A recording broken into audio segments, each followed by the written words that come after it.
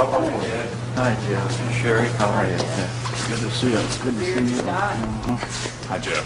Stone Philps. Hi, Mr. Phillips. How are you? Nice to see you. You've been spending the last few days with your folks. Great. Talking about a lot of different things.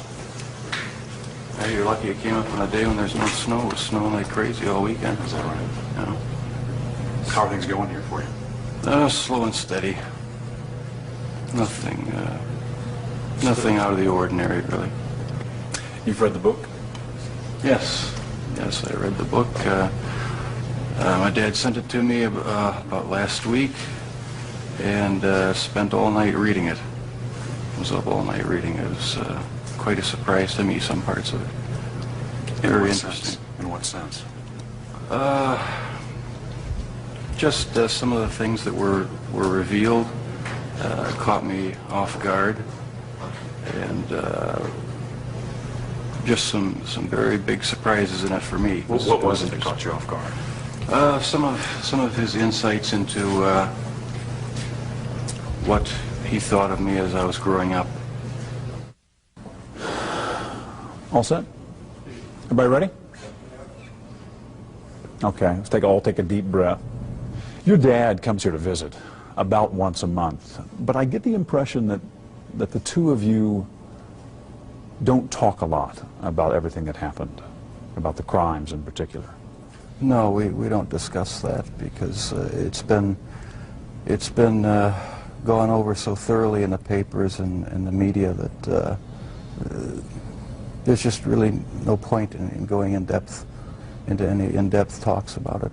We talk about our family, home, how things used to be, what prison life is like here now, and try to keep things as light and upbeat as possible. Is it hard for you to go back and talk about those things? No, not the good things. In fact, it gives me a sense of comfort to talk about the few good times there were in the past. You say the few good times. Do you think of your childhood as having been profoundly unhappy? No, not profoundly. My childhood wasn't filled with any great tragedies or anything. There were good times and there were bad times. I think it was fairly normal. Jeff, do you remember your earliest experience and earliest interest, fascination with the inside of animals? Where that came from? In 9th grade, in biology class, we had the usual dissection of fetal pigs. I took the remains of that home and kept the skeleton of it. And I just started branching out. Dogs, cats. I suppose it could have turned into a normal hobby like taxidermy, but it didn't. It veered off into this. Why, I don't know.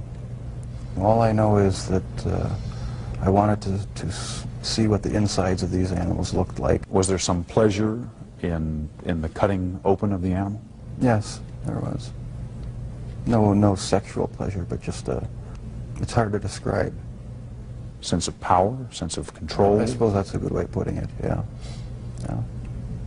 I can sort of see a fascination for, wanting to see or for looking at the insides of animals, say for the first time.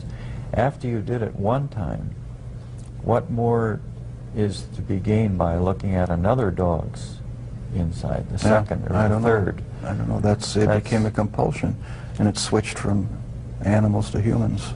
I still don't understand it. I don't know why. What would you do with the dead animals, Jeff? You would pick the carcasses up from the road and take them back into the woods. Take them back in the woods, skin them sometimes, slit them all the way open, look at the organs, feel them. There was a sort of general excitement for me. I don't know why. It was exciting to see. One of your dad's biggest questions is when you began to slip away, when you crossed over into this world of obsession or dark fantasy, from which you just couldn't return. Can you pinpoint that? Is there a sense for when that really began to happen with you, Jeff? I think it was around age 14 or 15. Started having obsessive thoughts of violence intermingled with sex. And it just got worse and worse. I didn't know how to tell anyone about it, so I didn't. I just kept it all inside. Do you have any sense for where that was coming from? No.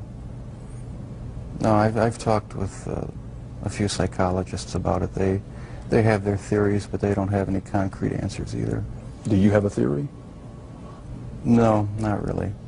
I don't know where it came from. I probably will never know. But I never dreamed that it would become a reality. Comprehend.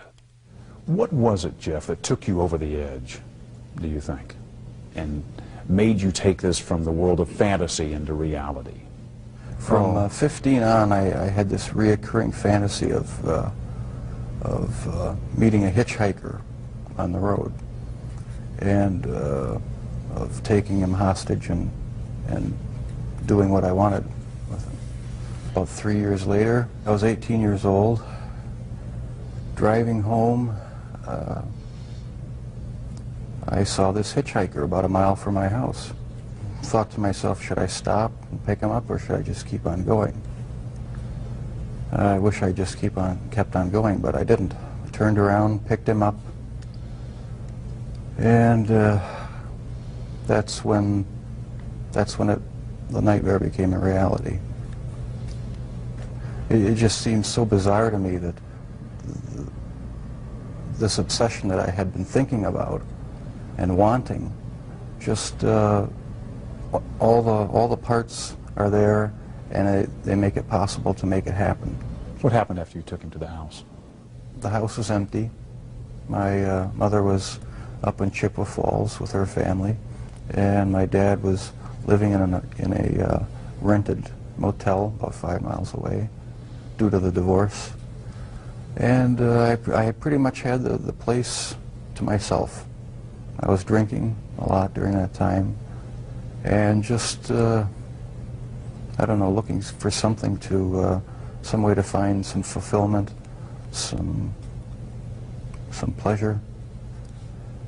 And I acted on my fantasies, and that's where everything went wrong. This was the summer of 1978 when you took your first victim. Right. Once it happened the first time, it just seemed like it had control of my life from there on in. The second occurrence was 1984, roughly. And I met this guy at one of the bars, downtown Milwaukee bars. We went back to the hotel, just planning on getting drunk. I had put some sleeping pills in his drink to render him unconscious, and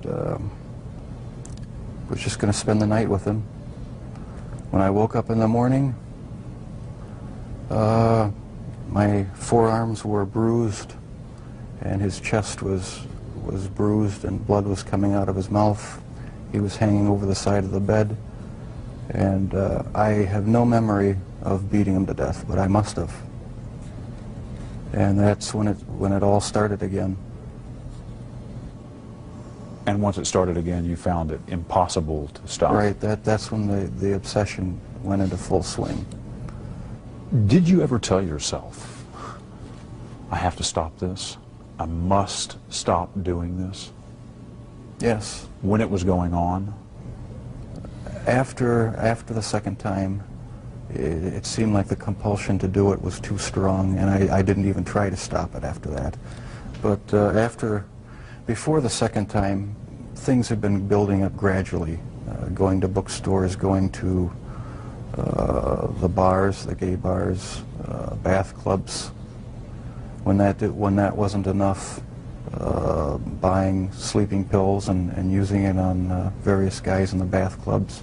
It just escalated slowly but surely. And after the second time, which was not planned, it was out of control. Felt like it was out of control. Where did sex enter in to the killings, Jeff? It was a big part of it. My only objective was to find the best-looking guy that I could. Their sexual preference didn't matter to me. Did their race matter to you? No, their race didn't matter to me. The first two young men were white. The third young man was American Indian. The fourth and fifth were Hispanic. So no, race had nothing to do with it. It was just their looks. Was there something sexual in the dismemberment of the bodies for you? As time went on, yes, I did get there was a sexual part to that.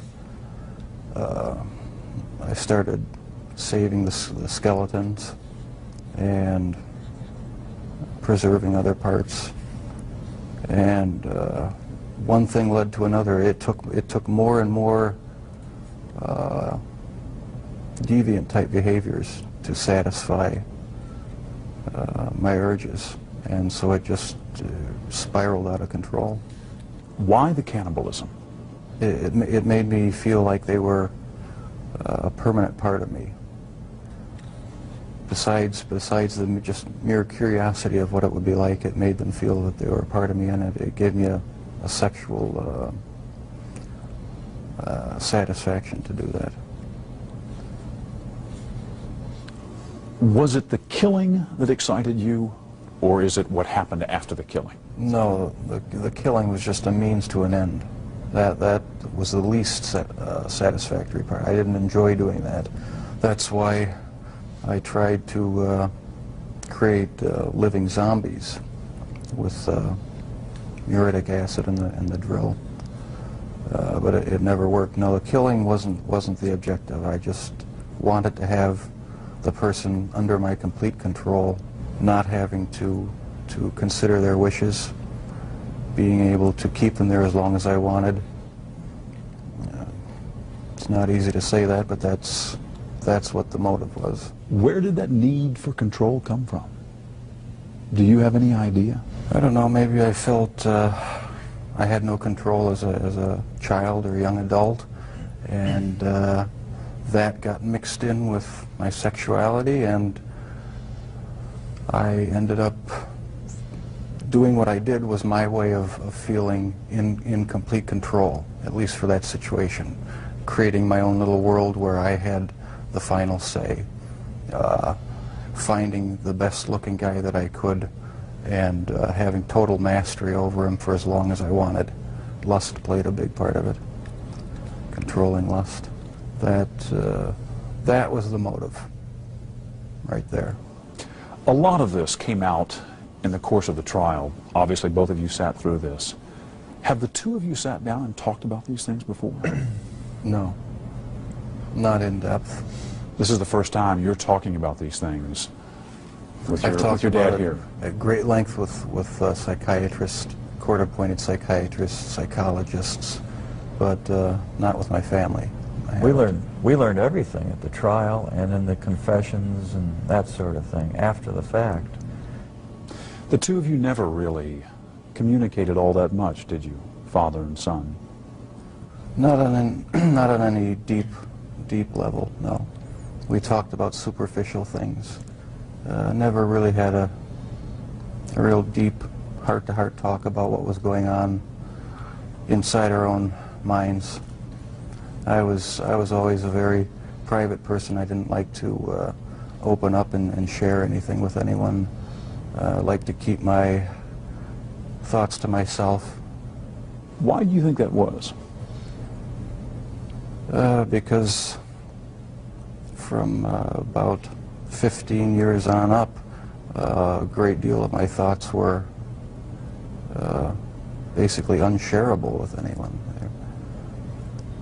So I just closed myself off and put on a mask of normalcy. You've read the book. Right, He called it a father's story. Pretty simple title. right. Not a simple story, though. No, not a simple story. not one that was easy for me to read. But I'm glad he wrote it. Did it hurt? Was it painful to read? Yes, it was painful. Some parts of it were, for me, were even fun to read. There were good parts. It wasn't all negative. Was it emotional for you reading the book? Yes, it was. Tell me, what kind of feelings did you have reading it? Deep regret, sorrow. I guess those were the two main emotions. Is there anything in this book that you strongly disagree with? Yes, I disagree with the description of me as being so incredibly shy and introverted, because maybe that's the way my dad saw me, because there was so much tension in the home that I really didn't feel like being up and happy a lot of the times. But with my friends in school, I had a good time. We had good, a good social life, and so I wasn't so extremely reclusive and self-centered as it portrays me. Does it surprise you to hear Jeff say that he doesn't think of himself and never did as innately shy? It did surprise me.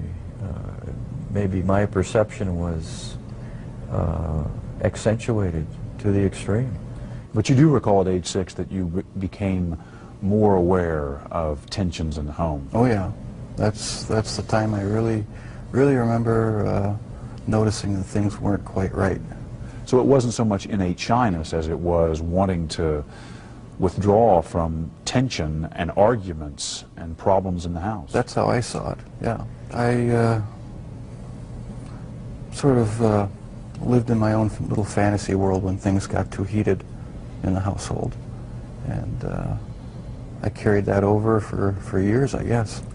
And was there violence in that fantasy world? No, not early on? Not that, not the type that showed itself later, no. It was just my own little world where I had control. Was anger a part of it for you, Jeff? I had some anger. Probably every kid has some anger, about their childhood. It really wasn't a terrible childhood, though. There were a lot of good times. It wasn't a really terrible time. So pat theories about you as a serial killer striking out to get back at your dad, for instance, don't ring true to you. No, that has no truth in it. The only motive that there ever was to completely control a person that I found physically attractive, and keep them with me as long as possible, even if it meant just keeping a part of them. Did you know before you read this book that your dad had his own obsessions and fantasies, that he had thought about, that he had dreamed of committing murder, that he had had an obsession with fire and with explosives? No, I don't think that's the type of thing one asks one's dad. Were you surprised to read that about your dad? Very surprised. Yeah. I didn't know what to think about it. I suppose everyone has their secret thoughts, and so it was somewhat of a shock. You feel grateful that your father wrote this book? Or do you feel put off by it? I mean, I'm just curious about your overall reaction to it. Do you feel is the book an invasion, do you think? Or is it... No, I feel nothing but pride for him for writing the book, and having the courage to bare his soul when he didn't have to. He didn't have to get involved with trying to, help me out and support me and be an emotional support for me, and I'll be grateful to him forever for it. Did you ever consider talking to your parents, to your dad, about homosexuality? Is that something that you felt you could ever raise? Early on, I really didn't know that much about it myself. All I knew was that it was something that was to be kept hush-hush, not talked about, not even thought about. So I just kept it all within me and never talked about sexual issues at all, really, with anybody. Do you think if you had been able to talk about that in a more open way with your dad, for instance, that it would have helped, might have broken this veil of secrecy and enabled you to keep yourself from going down that road? I don't know exactly what, if anything, would have ever kept me from going down that road. Talking about it, I don't think would have made that much difference, because, like I said, there were things going on in my head that I would have never opened up and talked about with anybody. Your dad says he never realized how deeply troubled you were because he just thought you were shy the way he had been, shy as a boy. Do you think the signs were there and he just missed them? No, I don't think so, because I had thoughts, I had fantasies, but there was no outward show of anything that was wrong. You were pretty good at keeping it all inside. Right, I kept it inside, didn't share any of my thoughts or emotions with anybody. So how would I ever know? No, you never saw any of it, as far as I know. I did not really hear from anyone about any of these activities. And that's what really strikes me now, is if I would have known, what would I have done about it? I think I would have done a lot about it. I feel it's wrong for people who commit crimes to try to shift the blame onto somebody else, onto their parents or onto their upbringing or living circumstances. I think that's just a cop-out. And my parents, my relatives, had no knowledge of what I was doing. They're absolutely not responsible for any of it in any way. And I take full responsibility. But you understand that what you did would lead your father to ask himself all kinds of questions. That's true. Where did I go wrong? Was there something I could have said or done to have prevented this? Right. Did I, in some way, create or contribute to the terrible acts my son committed? I understand that. I just get angry with other people who think that they have a right to somehow try to blame my parents for what happened. That's not right at all. No one has the right to do that because they're totally innocent. They had no knowledge of it. And that angers me. But parents just naturally, I mean, any parent that really cares, they just first of all say, gee, I feel guilty. You know, there's just feelings of guilt. What happened? What did I do? What could I have done? And so that's a normal parental reaction. Your dad has wondered about all kinds of things, from the medication that your mom was on during her pregnancy, to the fact that you were exposed to violent arguments in the home from an early age and continuing, to the possibility that he might have passed on some genetic propensity for obsession or violent behavior. Does any of that ring true to you?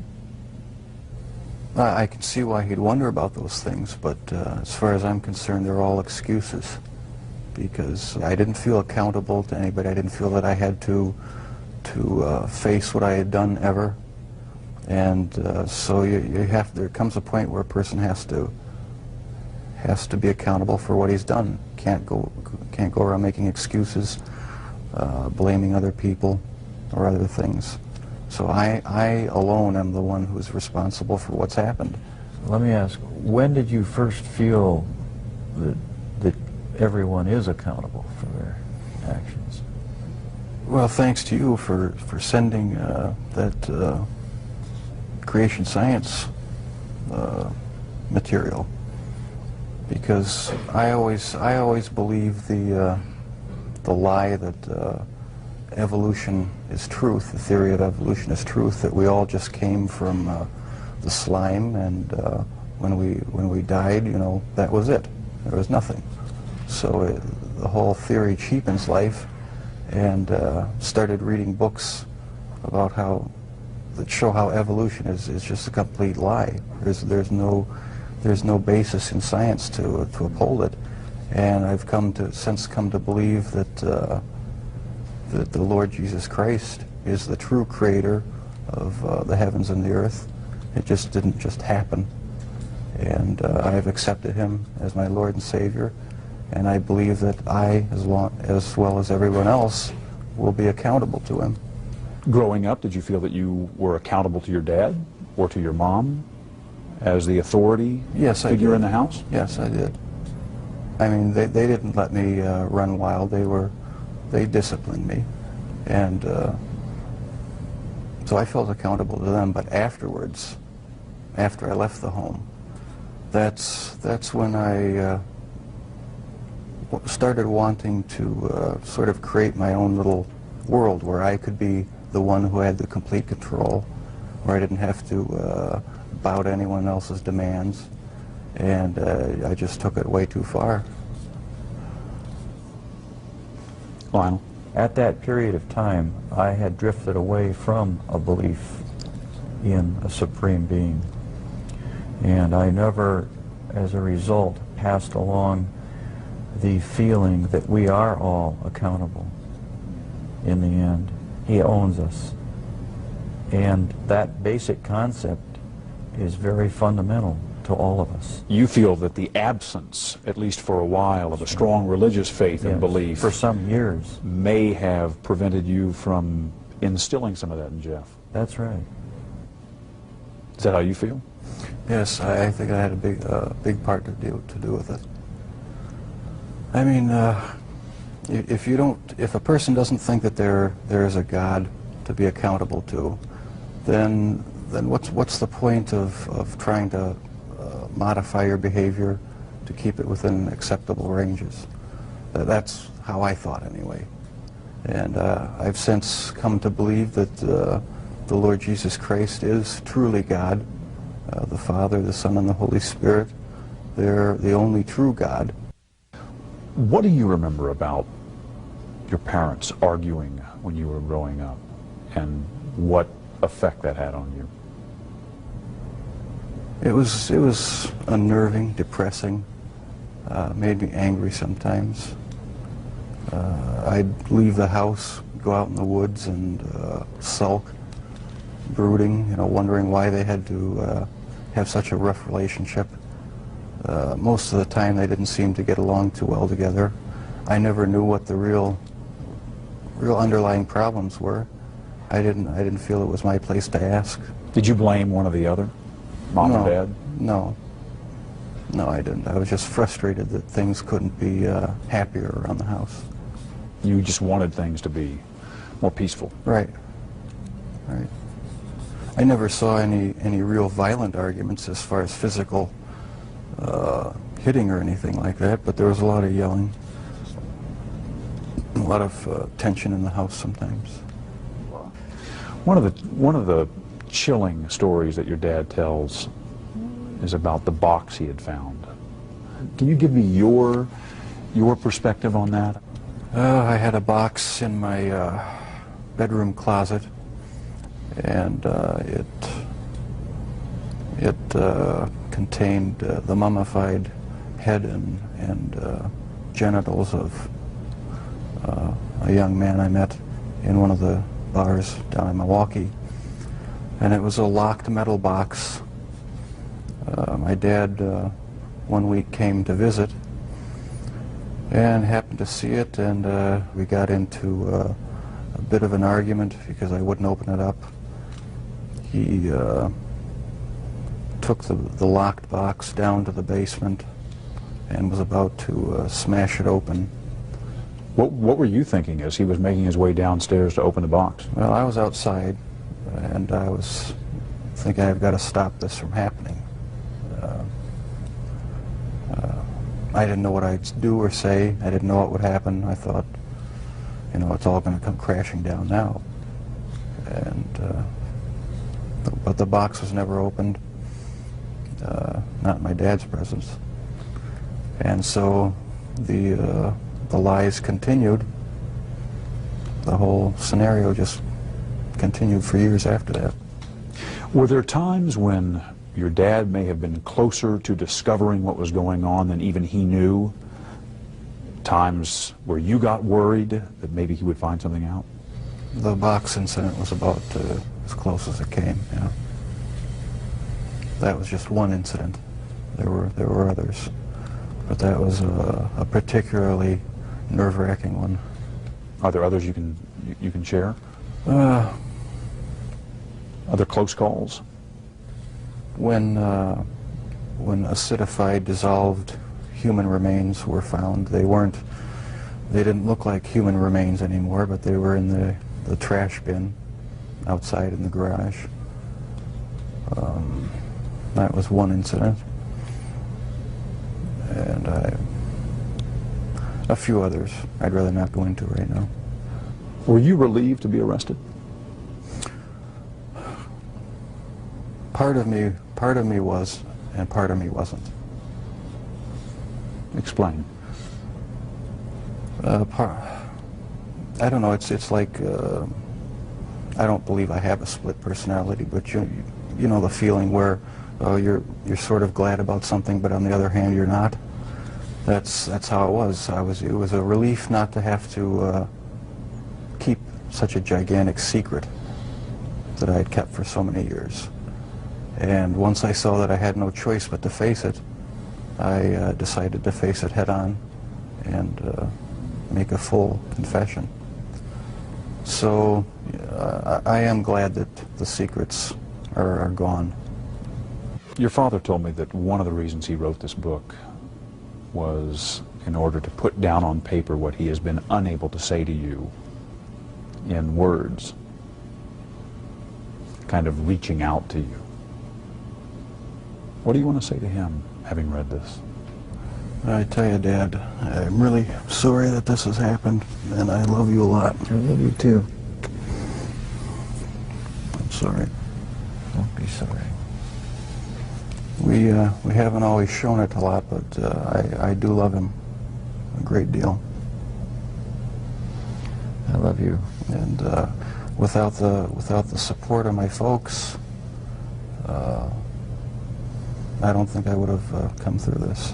We've opened up with each other a lot more now since the trial and everything. There's no secrets to be hidden away. You know, I don't feel that I have to keep any secrets from him. We've come to face what's real now instead of just glossing things over and talking about superficial things. So there's a lot more communication between us. This book may serve as a further bridge between Jeff and myself. And just for that purpose, I regard it as valuable for me. Do you feel closer to your dad, having read this? I feel closer in that I understand more how he was thinking, what his thoughts were, what some of his motivations were. I'm glad he wrote it. Anything not in the book you want to say to him?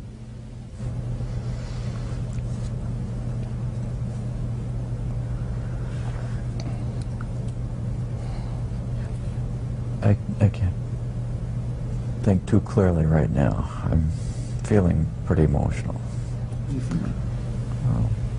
I think that a lot of things have been brought out in this interview that has brought us to a little bit deeper, just a little bit closer understanding as to how this all originated. And, well, whenever I get emotional, my analytical side gets clouded, and I can't express myself quite as well as I would like. Can you talk about the feelings you have? You feeling close to Jeff? I feel very close to Jeff, and it's going to continue until our death. And I feel good about it.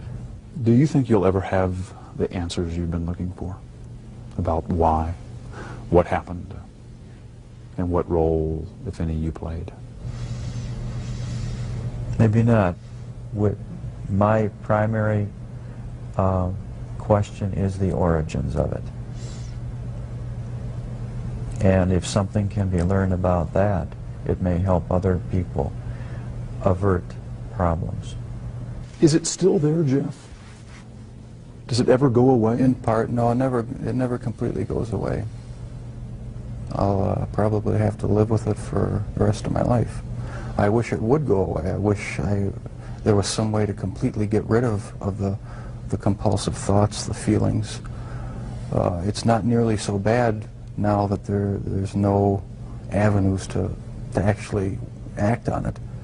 But no, it never seems to go completely away. So the thoughts still come to you? Sometimes, yeah. Are you different, Jeff, in terms of how you think back on all of this? I would hope I'm different. I'm glad that I'm in a position now where I don't feel the compulsion to do these things. I'm glad that it's over. Any words I say to the victims' families are just going to seem trite and empty.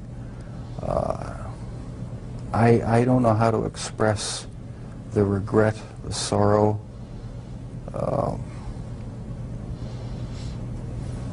that I feel for what I've done for their sons. I can't find the right words. All right, see you later, Dad. After the interview at the prison, Dahmer casually showed us something a little unsettling. Just a point of interest, that's the type of box. This is the type of box? He wanted us to know that box looked strikingly like the one his father had found, the one Jeffrey had used to hide body parts. Thank you, Jeff.